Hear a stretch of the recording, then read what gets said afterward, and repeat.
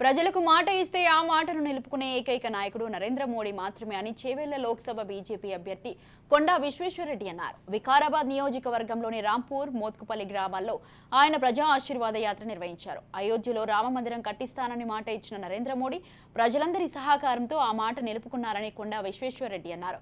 రామమందిరాన్ని కట్టిన ఘనత నరేంద్ర మోడీకి మాత్రమే దక్కుతుందని అన్నారు.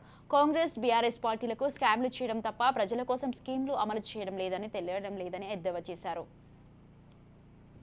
వాళ్ళే అంటున్నారు, ఏమైంది సార్ మా 2500 రూపాయలు మహిళలకు, ఏమైంది సార్ మా 4000 రూపాయల పెన్షన్లు, మా నిరుద్యోగ వృత్తి ఏమైంది 4000 రూపాయలు, మా రైతు బంధు 15,000 ఇస్తా అన్నారు, ఆ 10,000 కూడా చక్కగా వస్తలేవు, చేతిలో బస్ టికెట్ పెట్టి ఇదే సరిపోయిందా సార్ అని నన్ను అడుగుతుంది.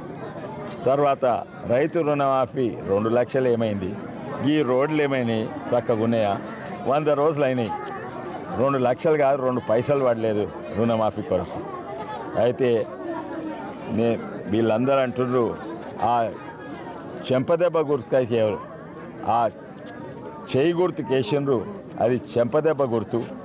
ఈసారి కూడా అది వేస్తే వీళ్ళు అంటున్నారు అవి 5 గ్యారెంటీలు 6 గ్యారెంటీలు, కానీ అవి 5 చెంపదెబ్బలు, అవి 5 గ్యారెంటీ చెంపదెబ్బలు ఓటర్స్కు వాళ్ళని ఎన్నుకున్నందుకు.